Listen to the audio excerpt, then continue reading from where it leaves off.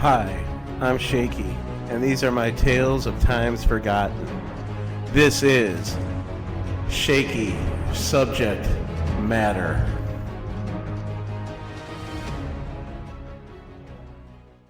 All right, SHKE coming to you live from the Polo Room in Polo, Illinois today with my guest Steve Frano, who has an absinthe bar located in Polo, Illinois. So absinthe is a liquor, high potent liquor. Yes, it is. And from Switzerland, I understand? Or am I wrong about that? Actually, the Swiss have had it, but it originated in France. France, okay. It was originally, what had happened was during the Napoleonic Wars, there was a fungus that ended up plaguing the grapevines and almost destroyed the French wine crop. And back in the 1830s, 1840s, and nobody drank water. Water was, would have given you dysentery. They didn't have, ways to treat the water. So what did treat water or made it keep it from getting sick was alcohol. Okay. So people drank beer and wine. That was the staple. You had beer or wine with your meal. You never drank water. During the wars, Napoleon's generals, they usually furnish the men with wine. Your military is no good if they're all sick. Seeing there was a shortage of wine, they came up with absinthe as a way to add it to the water. But absinthe by itself is very bitter. So they'd add it to the water and they'd add sugar to it. And when the men came back to Paris, etc., back to France after the wars, they had already had a taste. They had developed a taste for absinthe, and that's what started the popularity of the drink. Absinthe is its own liquor, just like a whiskey, tequila, gin, a vodka. Absinthe stands as equal to any of those. It is, however, the only alcohol that was never designed to be drank straight. It was always you could have a shot of whiskey, a shot of tequila. Is that where the sugar cube That's where the sugar cube and the whole ritual, where you have it off of an ice water bath fountain that drips it through a serrated spoon. So the water goes through the spoon. You put a sugar cube on the spoon, and as the water hits the sugar cube, it dissolves, and you collect the absinthe and the water mixture on the bottom, and that's called the traditional French tradition of serving absinthe. It's a kind of a highly formal way to do it. It's the way we served it down here, and the only way we served it down here up until just a few months ago. After I spent all summer going through a bunch of old recipes. Some of them have not been around for over 100 years. Okay. And we came up with 6 recipes. Some of them we've changed some of them a little bit to, let's say, adapt it to today's palate. Yeah, so we have like 6 drink recipes that we use here for people who want to maybe have a taste of absinthe, but they don't really want to have a full drink of absinthe and worried about, too much alcohol, etc. There's a lot of myth and superstition around absinthe. Yes, the green which fairy. We can get into. Yes. I wanted to tell you, I never heard of this until the late 90s with Marilyn Manson, right? And 9 Inch Nails did a video with it, and it was some type of dangerous thing, thought of as dangerous. Apparently there was an axe murderer that I think they railroaded him on that one, but they blamed him for drinking the absinthe and causing the problems. So why don't we get into a little bit about that if you're... Well, absinthe was banned in the United States, or basically you had a strong temperance movement, which when I say temperance means, they wanted to prohibit the drinking of alcohol. Alcohol was seen as something that was a pox on society, was a scourge that should have been eliminated. And one of the things they were able to do, there was a farmer, I think up in Maine, in the United States, that ended up killing his family and burning his house down, and it was sensationalized in the papers back in the day, and they blamed absinthe on it. When people have gone back through and actually revisited it years later, or actually knew of the situation. It was common knowledge back then, but from the prohibitionist point of view, they blamed it on absinthe. Why is something with such a high alcohol content? When we say alcohol, high alcohol content, alcohol is usually absinthe usually starts around 90 proof and can go as high as 140, 150 proof.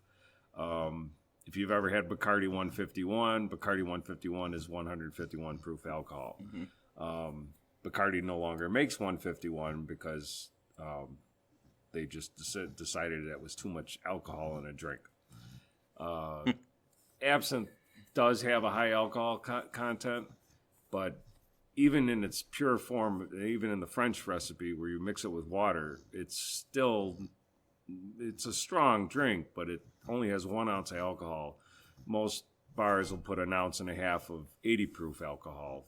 Most of your whiskeys and gin and vodka are 80 proof. Some are 100. But in the United States, the general alcohol is usually around 80 proof. Your like Dr. McGillicuddy's like cherry or menthol, they're around 40 proof. Okay. So they're about half as strong. So you do a shot of that, it's mostly like sugar syrup. Jägermeister's 80 proof. So those things, for comparison purposes, you might be paying $6 for an absinthe drink, but you're getting, it's usually equivalent to about 3 beers. Okay. So it's actually cheaper to drink absinthe than it is beer. Do you want this getting out? I try to tell that people because the biggest complaint I'll have when somebody comes in here from the area is I'm not going to spend $6 or $8 on a drink. That same drink, if you went to New Orleans, would be $24. Yeah. So you're getting it for about 1/4 of what the price on the street would be for that drink. It is expensive. It's expensive to purchase, and that's probably why most bars don't bother carrying it. Is it doesn't have it's not a very popular thing, at least not at this point. Back during the 19th century, in the 1850s, 1880s, all the way up to the 1920s, or in the States here, 1912. But it was probably the most popular alcohol on the planet at the time. What made you decide to start bringing it back in Polo? Well, absinthe was banned in the United States due to that. We were talking about that. The axe murder. That axe murder. What actually had, let's go back to that and then I'll explain how it came up. Yes, he did drink absinthe, but that absinthe was, he had about a half a bottle to a bottle in the morning hours. Yes. And a lot more. He had a lot more. Then he proceeded. He had that at home. Then he went out to the taverns, and he drank a lot of beer. He drank 2 bottles of whiskey, a bottle of vodka, and then came home and then did the deed.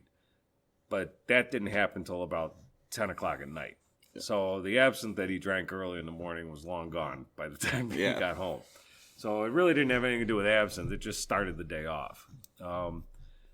Hence, though, that proceeded that situation and a few other cases around the world. Like I said, absinthe was the most popular drink in the time. Because of that, there were many people making it. It was primarily made in France and Switzerland, and also Czechoslovakia. Well, it wasn't Czechoslovakia back then. It was part of Germany. Okay. And they were putting a lot of different things in it. And just like during Prohibition, when they were making bathtub gin and stuff, there was a lot of nasty stuff put in alcohol. They were putting anything and everything in it. So there were people getting sick. It wasn't any of the original recipes or the absinthe that we serve today. But then, so it was banned. And like you said, you saw it with Marilyn Manson was your first exposure to it. Yeah. Mine was, I think, the movie with Brad Pitt and Tom Cruise. They were vampires. I forget the name of that movie. Interview with a Vampire. Yes. Yeah. And there was a scene in there where they drank absinthe, and then the movie Dracula, the remake that came out right around that same time, also had a scene with absinthe. That would be Francis Ford Coppola's Dracula. I don't know if it was with Keanu Reeves and Yes, it was Keanu, and Gary Oldman was the vampire. Yes.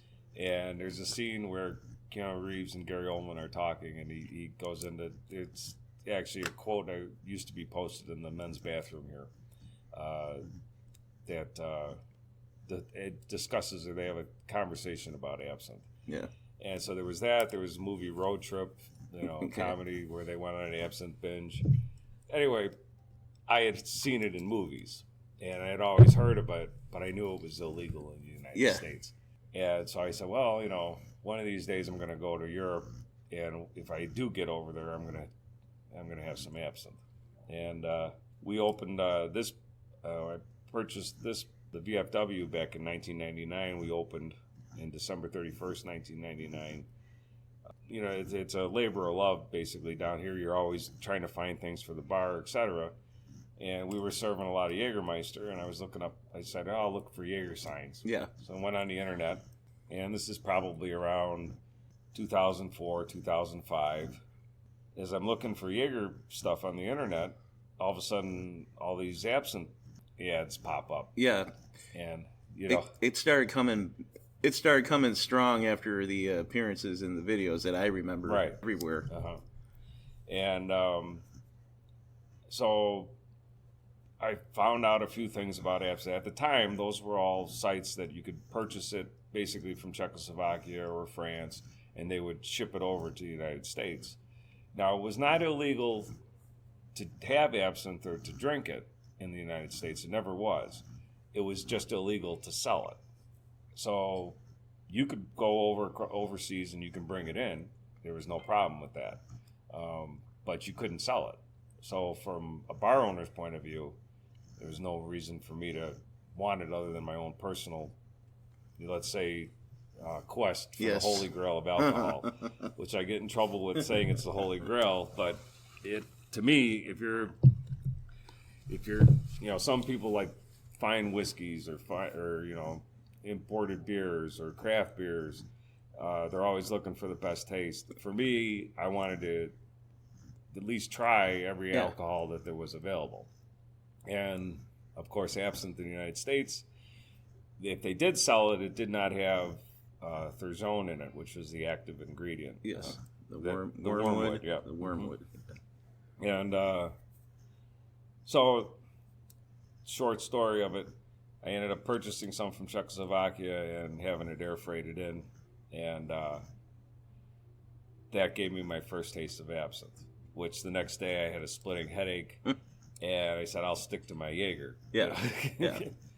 A few months passed, and had an evening, a buddy come over, and we were going to go out to the bars. They said, hey, you want to try some absinthe? He had never had it either. So we had these little plastic rocks glasses we had made up that said the Polo Room on them. And we're in the kitchen and did a couple shots of absinthe with the water and the sugar, and probably starting to feel the effects. And I said, hey, this stuff's high proof. We could light it on fire. So we poured it over the sugar cube, and before the water hit, we lit it up, and there's a nice blue flame, very light blue flame. Yes. Burned very, very, very blue. And we're talking, and then all of a sudden my buddy says, hey, the glass is moving. And we look, and the glass is moving. But it wasn't actually moving around the table. It was what it was doing is melting, because we thought we blew the flame out, but we didn't. Okay. So the plastic was actually melting, and I saved the glass for years, but I can't find it now. But that was my first, quote, hallucination of under absinthe. But that started, just like the guy that killed his family with the axe. We had absinthe, we went out that night, and needless to say, the next morning woke up with a headache. No axe murders here in Oregon or Polo, but, it still was probably the start of my fascination with it. I said, there is something to this drink. And there is something to it.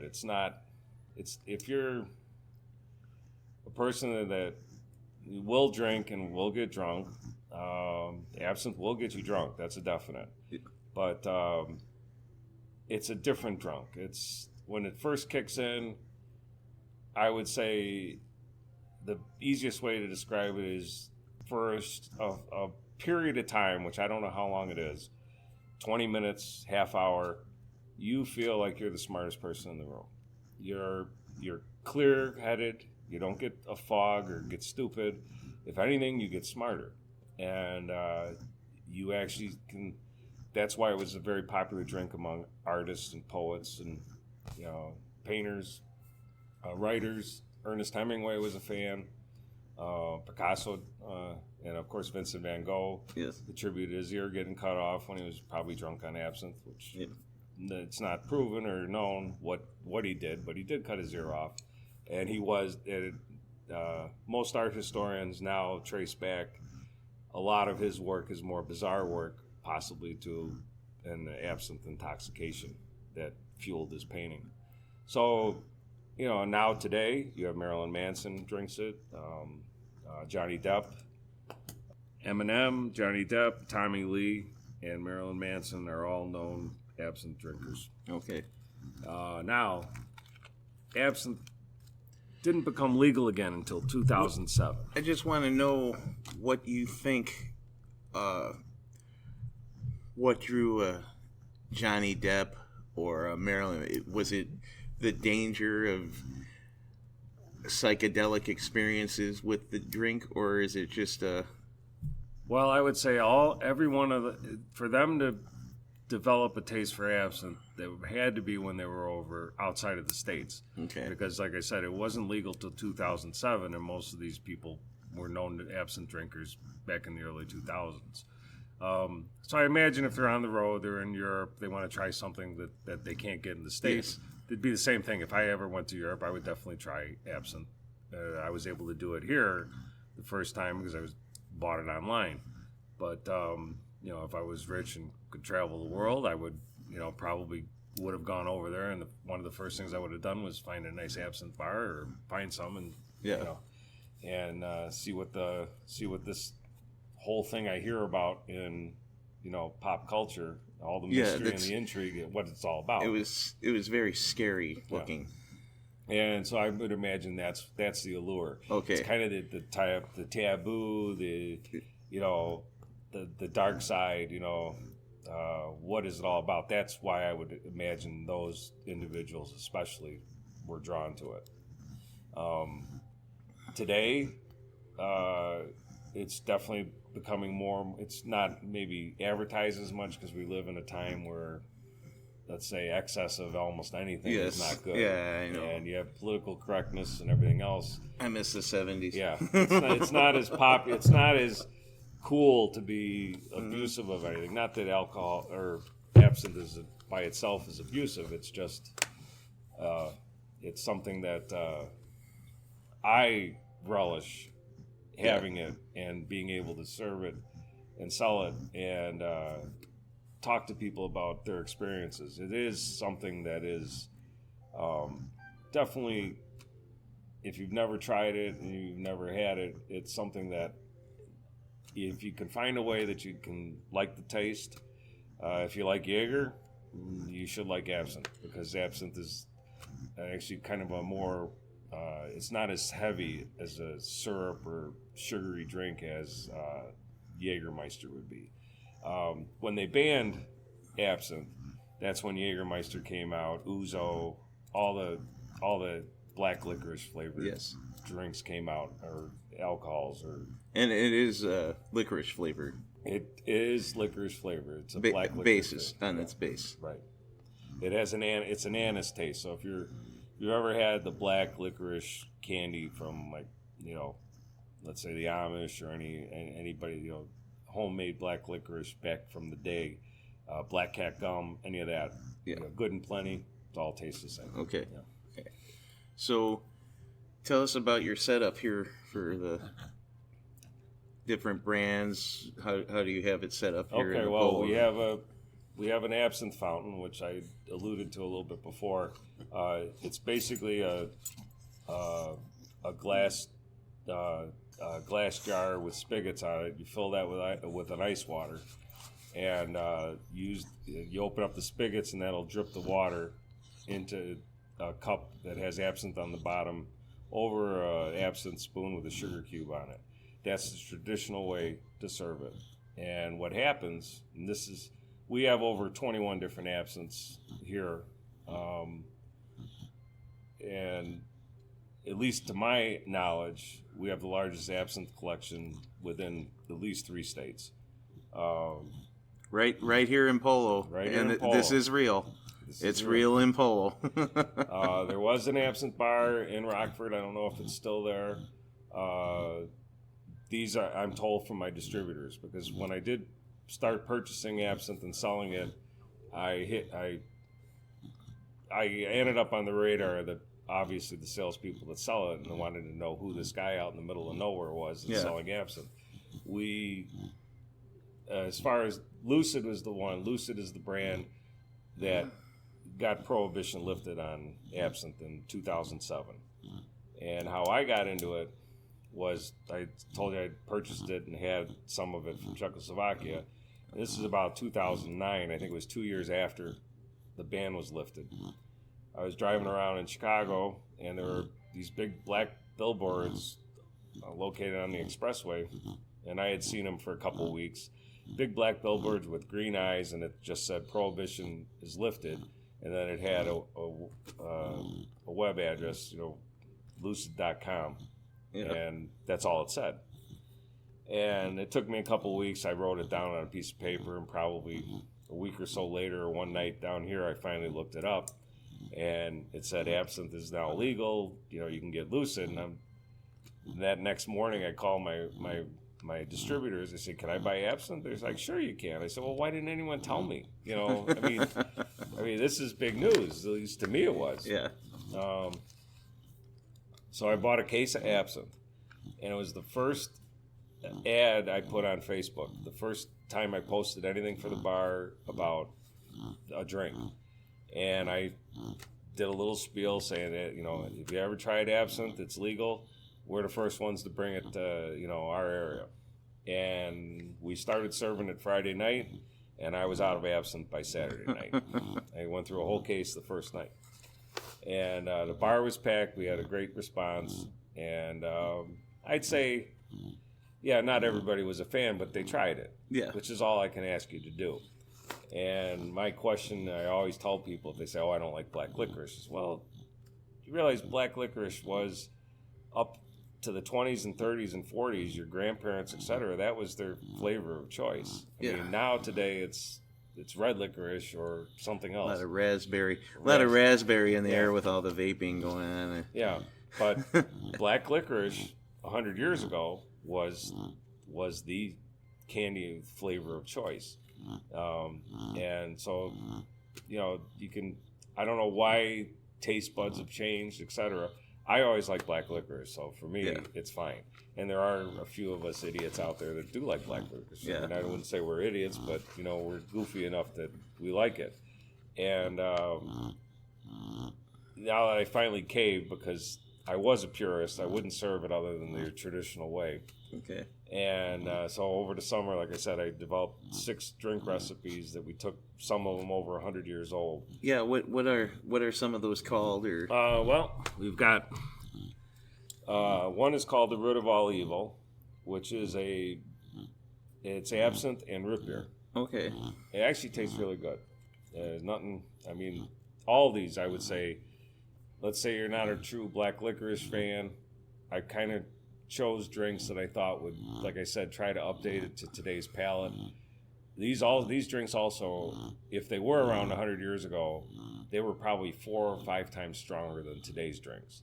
So your great grandparents, if they did drink before Prohibition, they drank heavy. That's the only thing I'd say. When I went back, it was a different time back then. When I was trying these drink recipes, all summer long we're making them, and you try a different one every night. I had to go to 4 or 5 liquor stores just to get some of this stuff to mix these drinks up, because it's just stuff that I didn't even hear of. But here's one we have, which obviously isn't 100 years old. We call it the Bermuda Triangle. It's absinthe, vodka, and Red Bull. So it's actually not a bad drink. All these, in my opinion, are pretty good drinks. We also have one called the Vajazzle, and that's made with Drambuie, Citron, and Absinthe. So that's obviously not one that's been it has its roots from 100 years ago, but obviously Citron. What's a Zambui? A Drambuie is it's a Scotch-based liqueur. Okay. So it's kind of Scotch is a brandy which is fermented wine. Mm-hmm. So it's from wine. They actually make a booze out of it, which is where Scotch comes from, and Drambuie is a Scotch liqueur. Okay. So surprisingly, those all go together very well. Okay. Though it's not an absinthe drink, we do sell Vaportinis here, which is the lowest calorie drink you can have. You actually don't drink it, you inhale it. So if you're into vaping, you can vape alcohol. I've never even heard of it. I didn't even know that existed. Yeah. This I woke up at 3 a.m. TV was going, and it was Dr. Oz was on there, and he was doing a special on vaping alcohol and the dangers of it. And so as he's talking, I never heard of vape. Who would ever inhale alcohol? What's the point? Well, it goes right into your bloodstream. There's no calories involved, and so it'll give you an instant alcohol rush. Yeah. So, of course, owning the Polo Room, I said, "Oh, that sounds perfect for my clientele." And so I had to figure out where I could, what was the safe way to do it, et cetera. Well, they actually, a bartender in Chicago, she quit her job. She was she made these glass globes, and she sold them, and they called them a Vaportini. They started selling them in the bar, and then she was able to quit her job because she was selling these globes quite a bit. So I got a hold of her, bought a couple globes, but when I called her, it was a week after the show on Comedy Central, Workaholics. They had Snoop Dogg show up, and they were doing Vaportinis on the show. So it was about a 3-month delay before I could get one because she was out of stock of these Vaportinis. So we have Vaportinis here too. So if you ever want to experience the Vaportini experience right here in Polo. Yep. And let's see, what else we got? We have one called the Landing Strip, which is a blend of Lucid and Midori.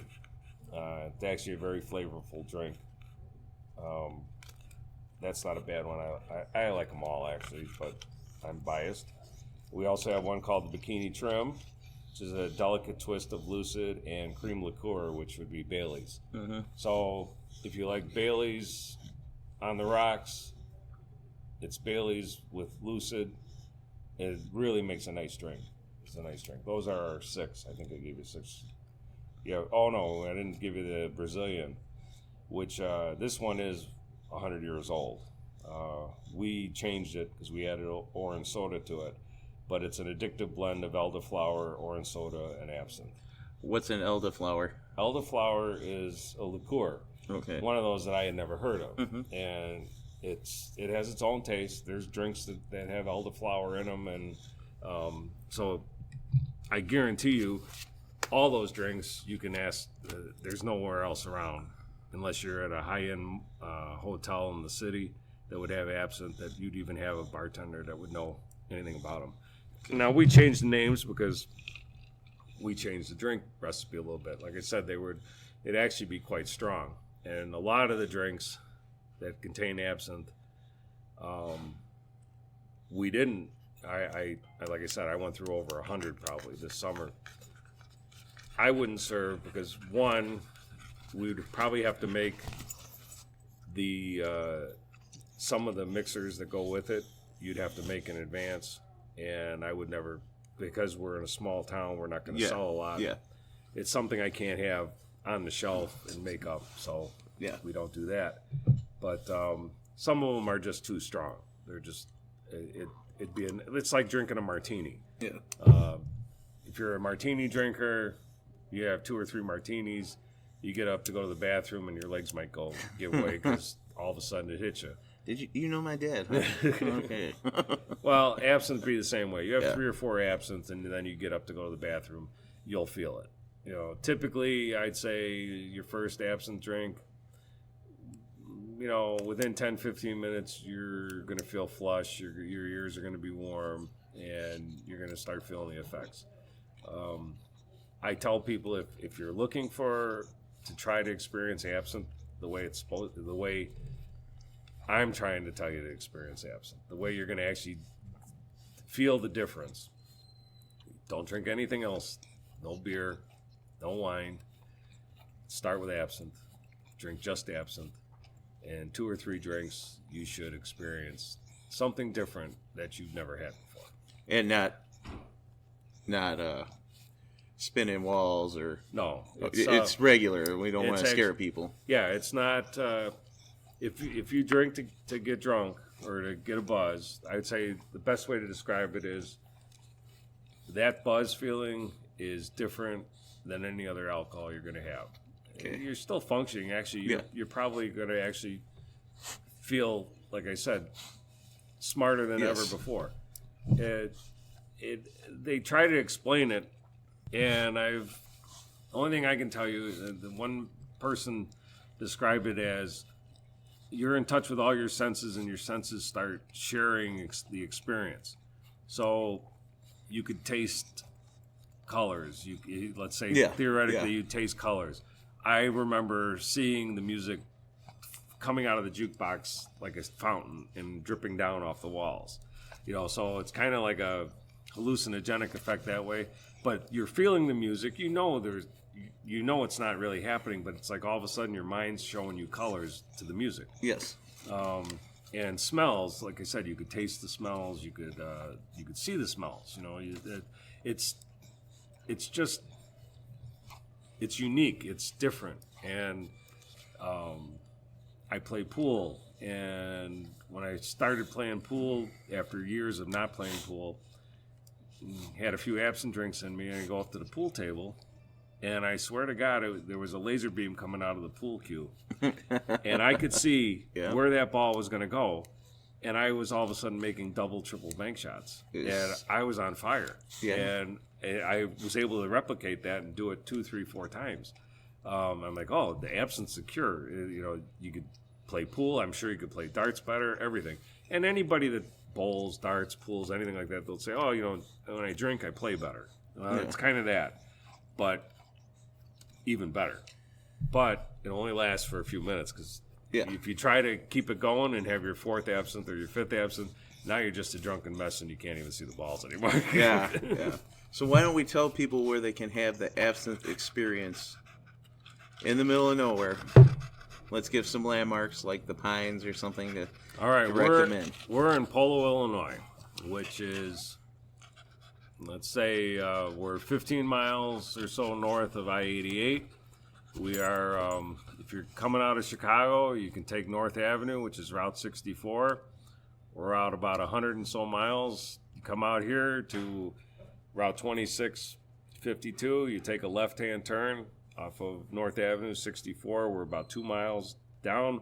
If you're coming from the north, we are the first building on the left after you cross the bridge and coming into Polo. There's a big new sign out there, too. There's a big sign out there that says Polo Room. That's right. Yep. If you're coming from the south, I-88, we're going to be the last building on your right when you're heading out of town. You're going to come into town. You're going to drive about a mile through town, and we're the last building before you go over the bridge. Let's give the address because some of the people that do listen to my show are actually from Europe. Oh, okay. So they can Google map it. Yes, we're 712 North Division Avenue, Polo, Illinois. Phone number is 815-946-2886. Also, I'd like to just mention that this New Year's Eve will be our 20th anniversary of opening the Polo Room. We opened December 31st, 1999, so it's not only our 20th anniversary, it's the 20th anniversary to the day. We're inviting everybody. We're going to do a Roaring 20s theme party. It's 2020, Roaring 20s.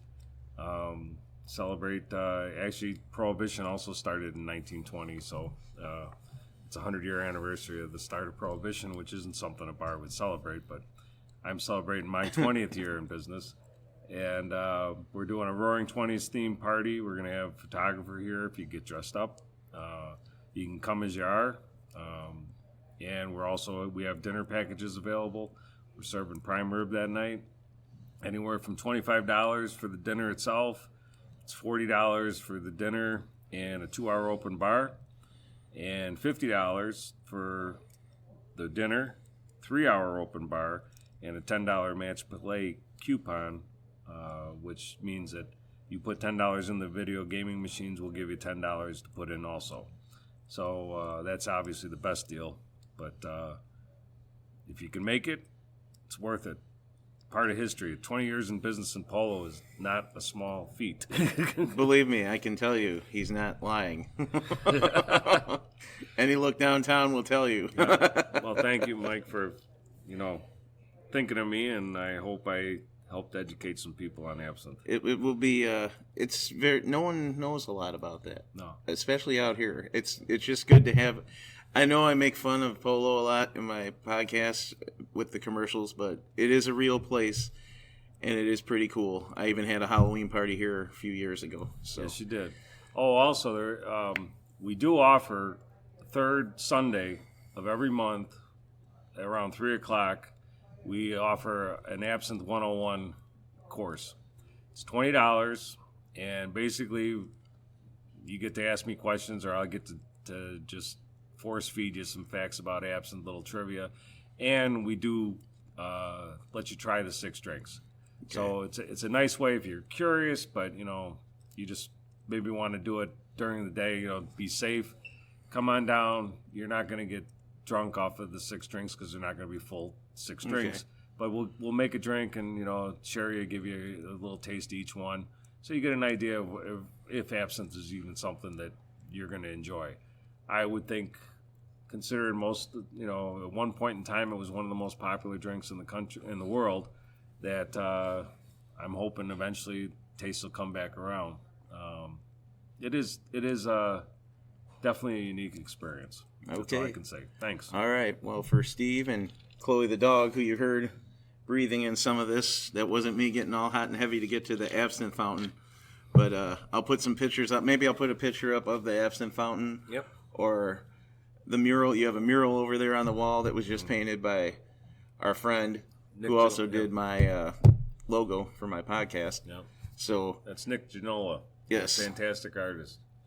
So we try and it might have taken us 20 years, but I think we're kind of running with the absinthe. The response I'm getting is unbelievable, actually, considering small town. But if you're a small town, you have to figure out a reason for people to come to your small town. Yeah, so all you goth rockers out there, get your flannel shirt on and come out to Polo, Illinois. Yeah. Polo Room. Do something different that you're not going to do at any other place.